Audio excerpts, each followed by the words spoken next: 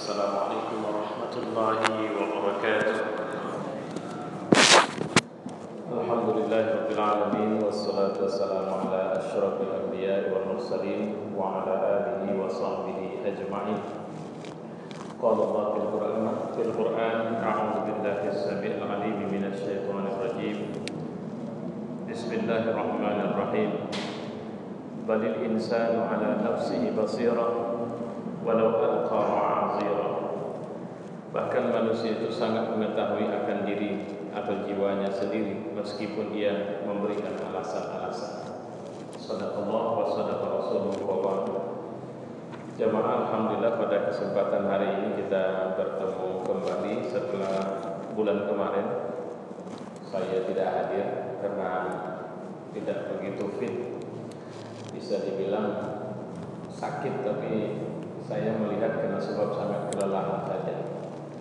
Dan kemudian hari ini juga hampir saya tidak hadir karena rumah saya itu diapit sekian banyak pesta. Jadi jalan keluar agak susah.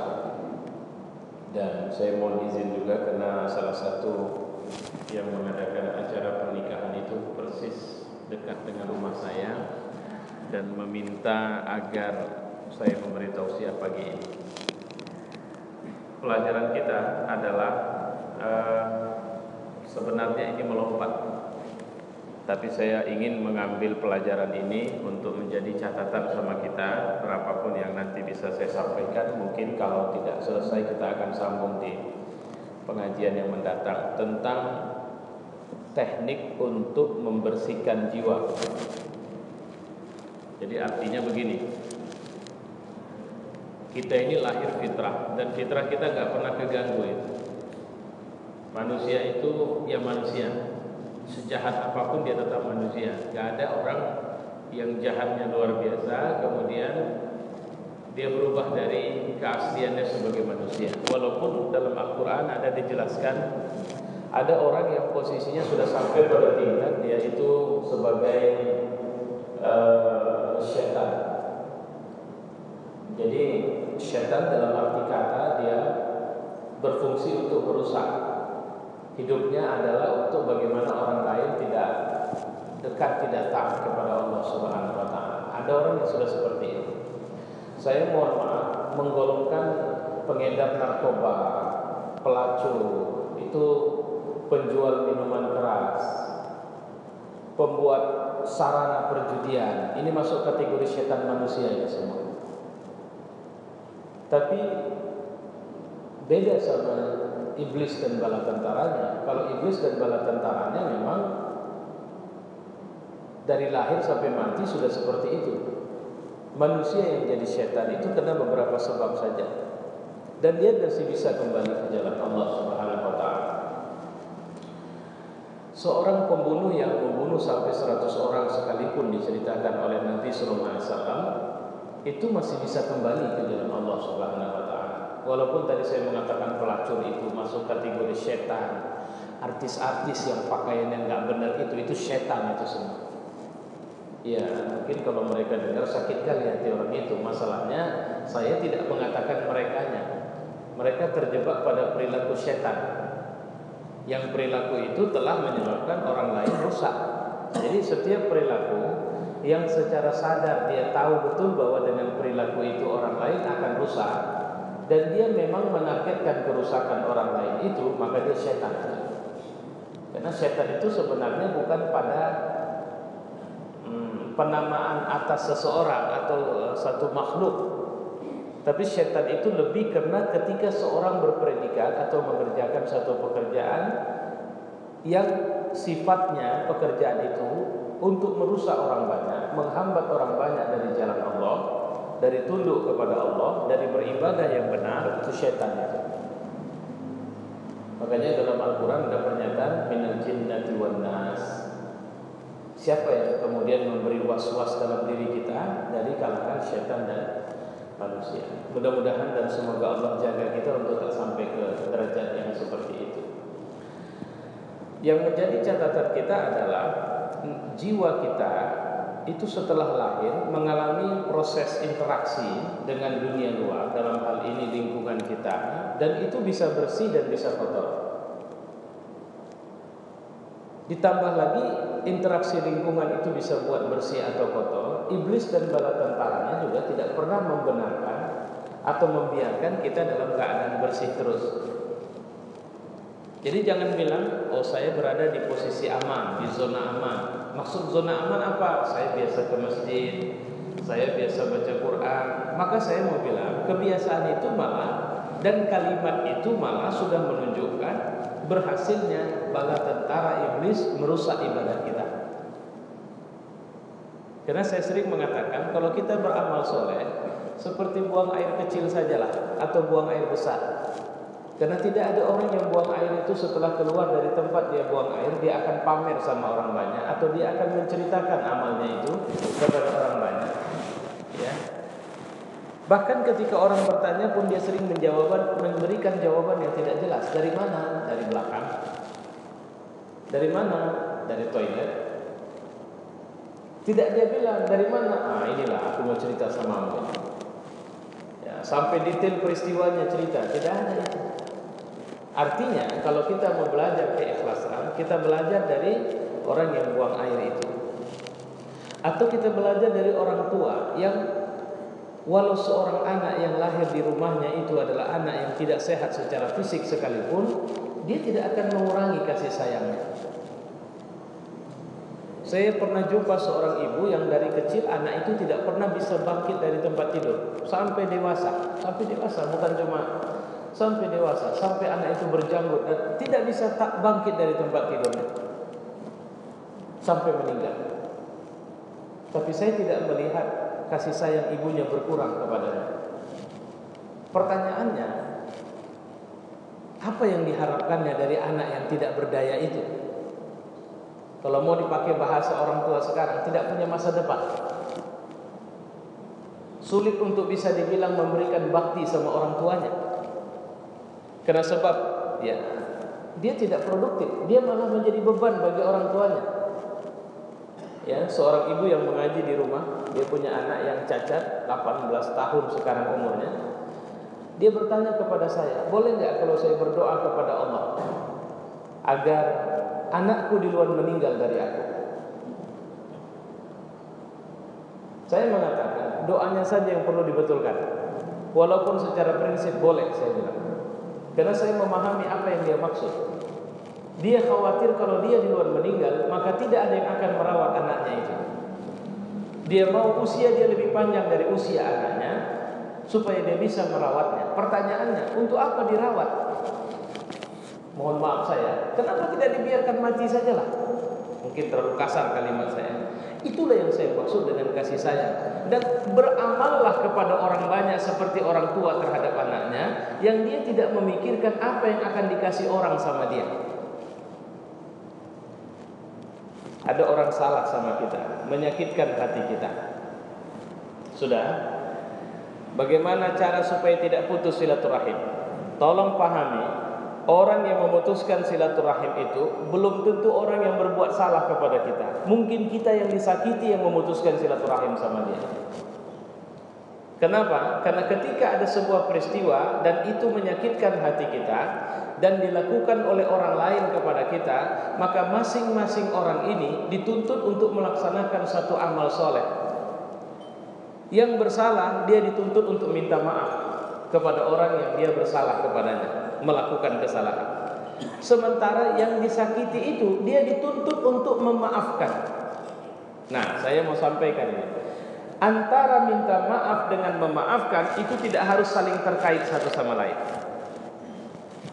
Seorang tidak harus menunggu orang minta maaf dulu baru dia memaafkan. Karena amal ini tidak ada kaitannya dengan minta maaf. Sepaham maksud saya kan? Jadi memaafkan itu tidak ada kaitannya dengan orang harus minta maaf dulu baru dia memaafkan. Karena kalau demikian polanya, saya khawatir itu akan dan masih menyisakan penyakit yang lain. Apa penyakit yang lain? Angkuh, merasa lebih, merasa dia paling bersih, merasa bahwa dialah yang benar. Tapi kalau dia memaafkan sebelum dan walaupun orang itu tidak pernah minta maaf sekalipun, itulah sifat yang muncul dari keimanan kepada Allah Subhanahu wa taala. Dan itu yang berat.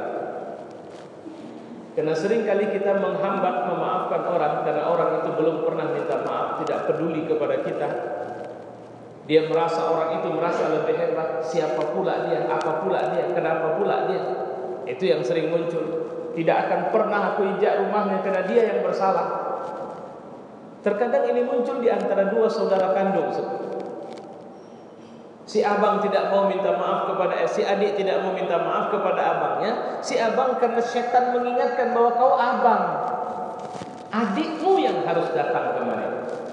Dan penyakit ini juga sering ada kalau hari raya. Penyakit kita kalau sudah hari raya, silaturahim, saling kunjung mengunjungi, itu yang tua merasa harus didatangi dulu, baru dia datang ke tempat yang muda. Itu pun kalau dia sempat. Padahal hukum silaturahim tidak begitu. Hukum silaturahim ya, saling kunjung mengunjungi, itu tidak berlaku bahwa yang muda mendatangi yang tua, baru yang tua datang kepada yang muda. Tidak begitu hukumnya. Hukum silaturahim, siapa saja yang datang pergi ke rumah saudaranya karena cinta kepada Allah, karena dia menginginkan menghubungkan silaturahim itu, maka sepanjang perjalanan itu malaikat memintakan keampunan kepada Allah untuknya. Tidak berlaku itu bahwa dia harus yang tua dulu, yang muda dulu, tidak ada ya. Tapi di sisi lain memang berlaku hukum menghormati yang lebih tua dan menyayangi yang lebih muda. Ini persoalan-persoalan yang sering muncul di tengah masyarakat kita. Dan ini yang sering melukai hati kita, sehingga kita tidak boleh merasa aman kalau kita ini sudah, ini penyakit sudah merasa banyak amal soleh. Ini mau pilkada Medan, banyak kali orang mulai beramal soleh. Makanya hati-hati dengan amal soleh yang tidak ditujukan untuk Allah. Itu yang dimintakan Nabi Allah Sulaiman, wa an a'mala salihan tarda, dan aku minta supaya aku bisa beramal soleh, kau ridha. Ada amal soleh yang Allah tidak ridha. Rajin kali dia ke masjid, rupanya kena mau pemilihan kepala desa. Rajin kali dia tahajud, tapi serajin tahajud itu pula lah dia rajin cerita kepada orang bahwa tiap malam dia tahajud. Apa untungnya? Apa hebatnya? Tidak ada satu makhluk pun yang bisa memberikan keselamatan kepada kita di akhirat, kecuali mereka hanya bisa membantu kita dengan doanya, atau yang sering kita sebut syafaat. Itu pun jika dia orang bertakwa. Kalau tidak ada cerita. Ya, baik. Mari kita mulai pelan-pelan ini pelajaran bagaimana cara membersihkan jiwa kita yang sering kotor ini. Pelajaran yang pertama adalah muhasabah. Istilah ini mungkin sering kita dengar. Salah satu jalan terbaik bagi seorang hamba untuk meningkatkan derajat pensucian jiwanya, jadi supaya bersih jiwa kita, adalah dengan melakukan introspeksi diri dan memperhatikan amal yang telah ia lakukan. Jadi memperhatikan ini tujuannya untuk memperbaiki kalau ada salah, meluruskan kalau ada bengkok. Bukan untuk bangga karena sudah banyak beramal. Bisa enggak kita beramal seperti kita pergi sholat subuh ini? Ibu pagi bangun jam, saya bisa taksir lah, paling sebahagian besar kita ini 4:30 lah sudah bangun. Mungkin ada yang jam 4, mungkin ada yang 3:30, atau mungkin ada yang begitu azan dia buru-buru datang kemari. Apa yang buat ibu datang kemari? Apa yang buat bapak datang kemari? Jadi belajar ikhlas itu di amal-amal yang kayak gini nih, yang kita nggak butuh pujian orang banyak. Ya, makanya Nabi mengatakan kalau ada orang yang punya kebiasaan bangun pagi dan kemudian melaksanakan salat subuh di masjid berjamaah, maka saksikan itu orang mukmin. Arti orang mukmin artinya adalah orang yang dia Tuhannya Allah, nggak ada yang lain. Karena sebahagian kita Tuhannya ada tambahan, ada Tuhan cadangan, atau malah Allah yang Tuhan cadangan. Ada yang orang menuhankan duit, ada orang yang menuhankan jabatan, ada orang yang kemudian menuhankan popularitasnya dan macam-macam yang lain.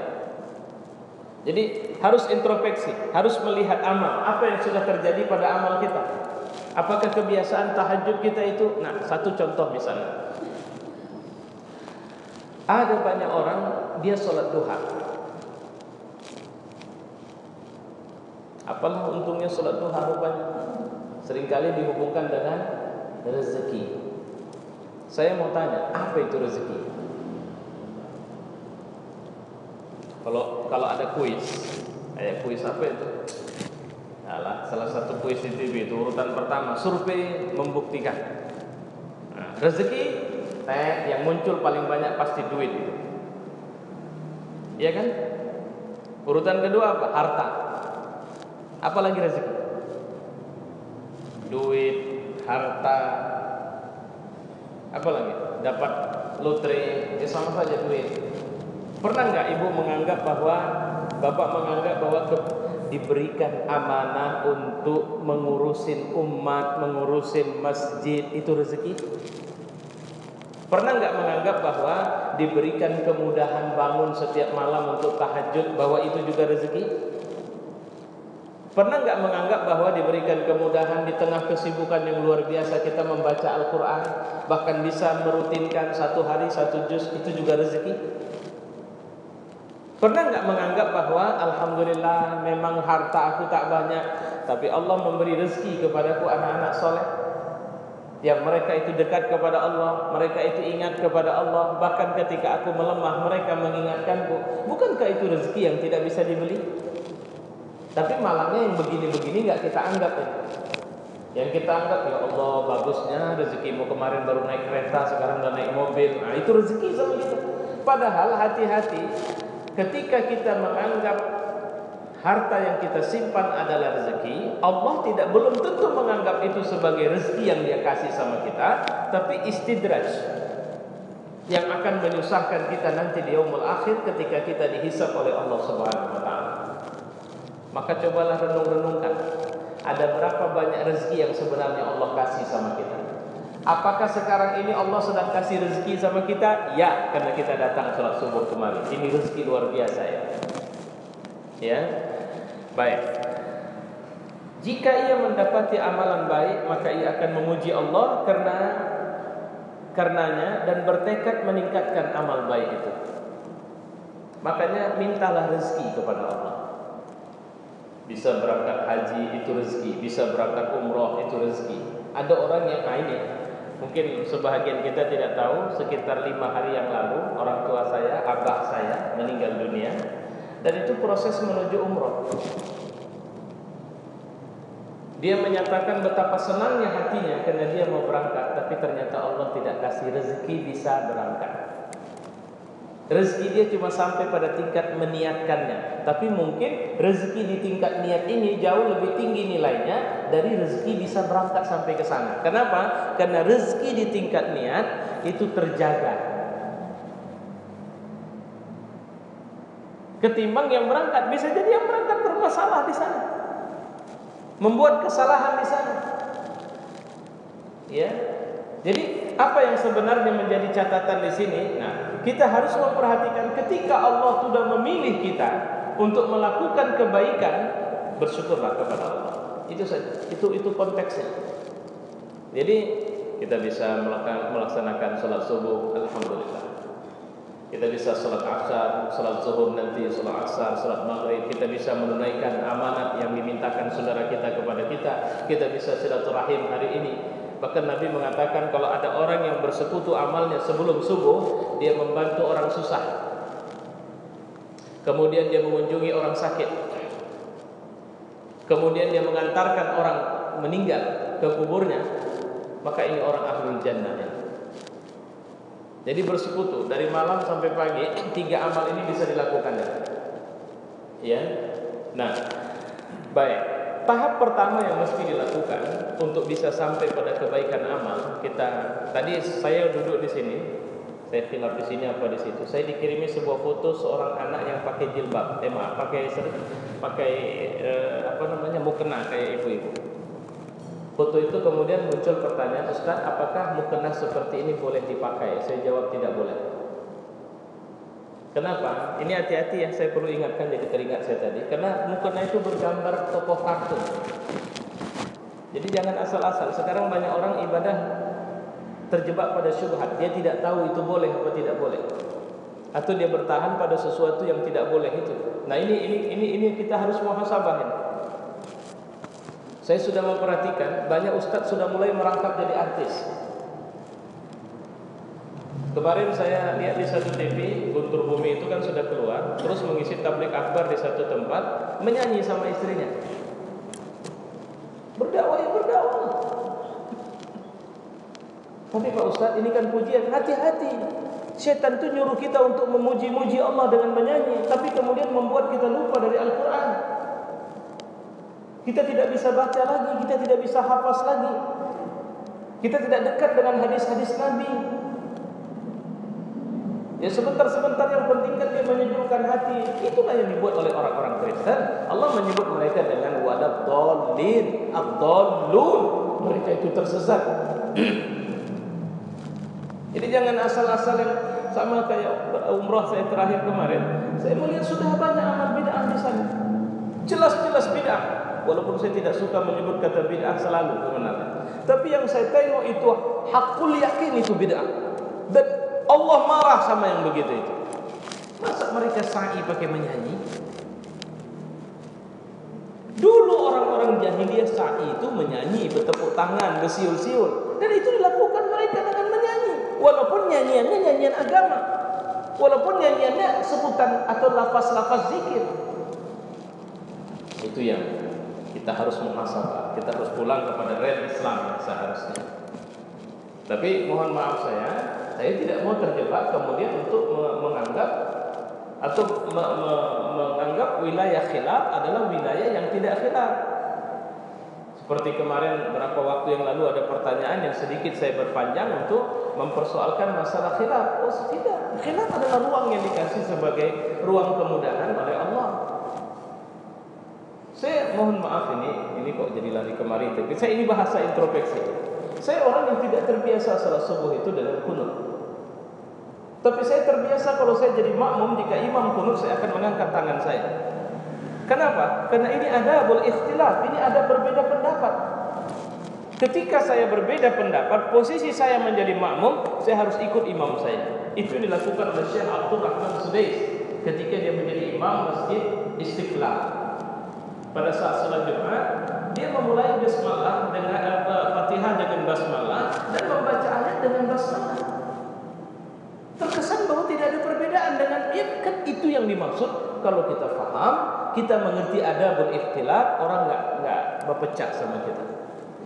Saya membaca di sosial media bertebaran satu broadcast misalnya menceritakan bahwa makan lebih utama pakai tangan. Saya bilang ini terlalu buru-buru broadcast. Bagaimana saya harus pakai tangan kalau yang dimakan adalah bubur? Masa saya makan bubur harus pakai tangan? Jadi intinya bukan persoalan tangan atau tidak, tapi adat makan itu apa? Gitu. Ini yang harus kita. Saya biasa pakai tangan. Lantas tuan rumah nyediain mangkok untuk cuci tangan semuanya. Terus saya bilang, mohon maaf, saya tidak menyediakan sendok, maksud saya tidak ada sediakan cuci tangan. Mohon maaf, saya tidak biasa pakai sendok. Tolong sediakan cuci tangan sama saya. Sama aja masalahnya. Kenapa tak pergi ke belakang saja? Kenapa kita harus mendeklar atau mendemonstrasikan bahwa kita mengumumkan gitu? Ya, baik, kita balik kembali. Jadi tahap pertama itu muhasabah atas amal kita.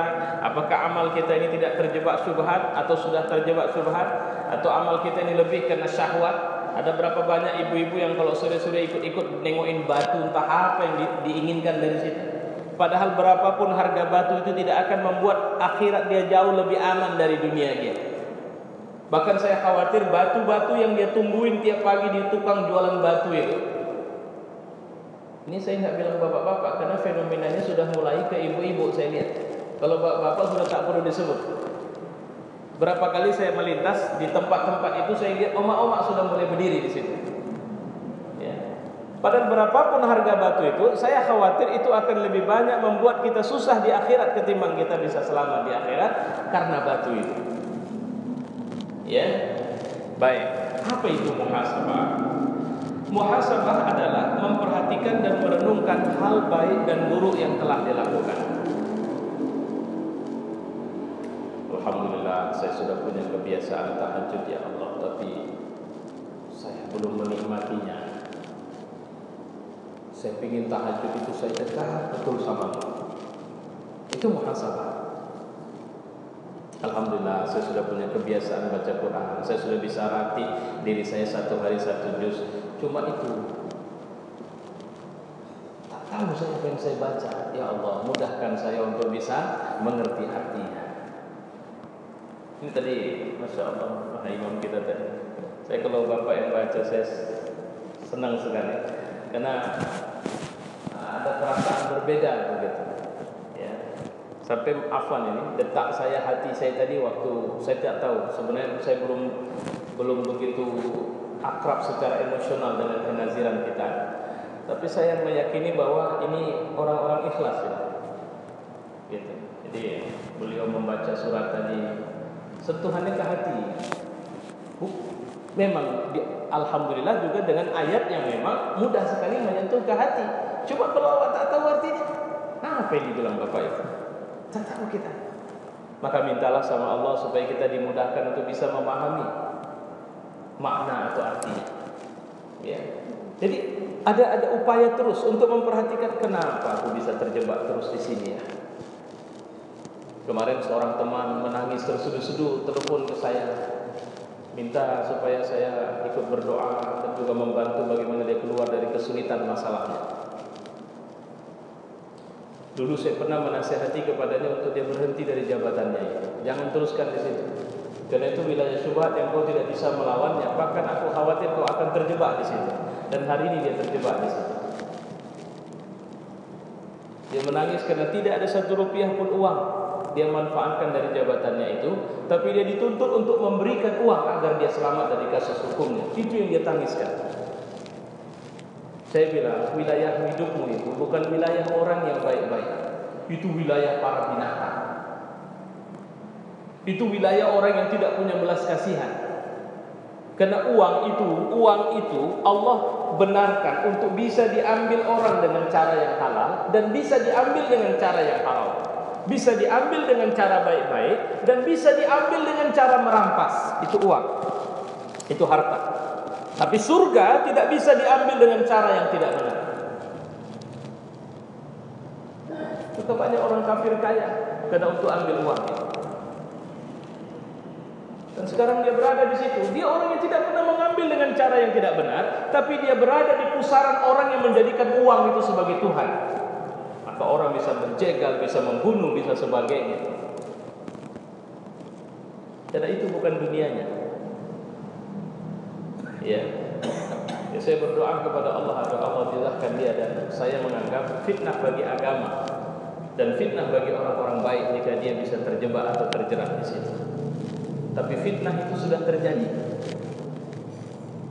Kenapa saya bilang sudah terjadi? Karena dia didatangi oleh orang tertentu dan mengatakan, jika kau ingin selamat dari kasusmu ini, maka kau harus memberi sekian-sekian. Begitulah cara syaitan menghancurkan kita. Terus kita pakai alasan, ini darurat. Tidak ada darurat. Kalau mau istiqamah, mau tidak terganggu, jangan pernah memberikan 1 rupiah pun, karena ingat Allah bersamamu dan Allah akan membela. Allah tidak akan menghinakan orang-orang yang dianggap hina, sementara dia tidak pernah menghinakan Allah dan semua ketentuan yang berlaku dari Allah. Nah, itu kalau kita introspeksi atas keburukan. Kita ini bukan orang yang pasti masuk neraka atau pasti masuk surga, itu semuanya urusan Allah. Maka kalau kita pernah melakukan satu kejahatan, kita harus bisa lihat, ini apa sebabnya? Oh, ini kena sebab aku berhubungan sama si Anu. Ini sebab kena di HP ku ada nomor dia, sehingga dia bisa kontak terus aku, maka aku harus delete, aku harus blok, aku harus ganti nomor dan sebagainya. Kalau tidak, setan itu nggak peduli kita di masjid atau di rumah, kita di tempat dugem atau kita berada di tempat yang baik, setan tidak peduli. Setan itu tahu dia, oh ini ada orang kelasnya, disuruh buat jahat tidak bisa, maka setan suruh dia buat baik.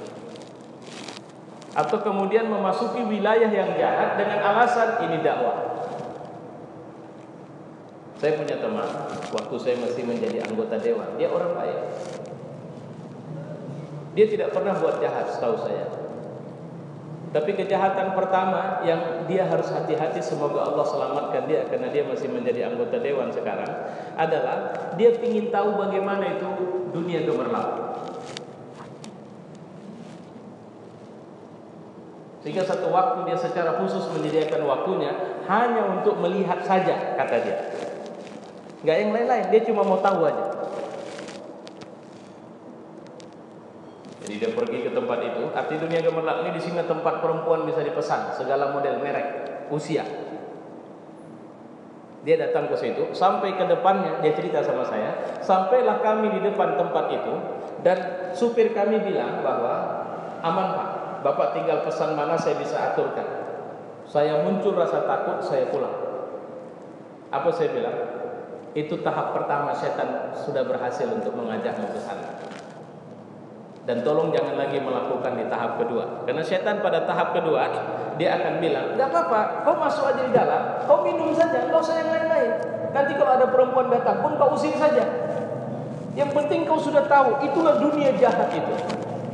Itu tahap kedua. Setan ini pandai. Dia maka disebut dengan istilah tazyin. Dia hiasi kejahatan kita itu. Seperti ibu, maaf ya, masukkan anak kerja pakai suap, terus kita bilang memang udah begini, mau kayak mana lagi. Itu bahasa setan itu, saya bilang. Memang udah zamannya Pak. Terus apa itu aja kerjaan, tidak ada pekerjaan lain rupanya. Tapi Pak, anak siapa bertahan dia sampai sekarang belum kerja, tapi sampai sekarang dia belum berdosa. Itu yang setan udah biasa ini. Udah tahu sama tahu lah semua orang. Ya. Artinya bahasa-bahasa ini yang kemudian disebut dengan bahasa tazyin. Kita harus lihat ini. Di mana masalah? Apa problemnya? Ya. Nah, ini catatan yang patut kita pahami. Nah, Ibu yang mulia, Bapak-bapak, saudara-saudara, saya pikir saya merasa cukup lama sudah masih sebentar, tapi waktunya ternyata sudah terang. Ya. Nah, insya Allah mungkin ini yang bisa saya sampaikan. Insya Allah nanti kita lanjut di waktu yang lain. Tapi ingat, silahkan kalau ada pertanyaan boleh. Dan saya masih belum mengupas apa itu muhasabah. Ya, insya Allah kalau rezeki baik kita ketemu di bulan depan. Wallahu a'lam bishawab. Assalamualaikum warahmatullahi wabarakatuh.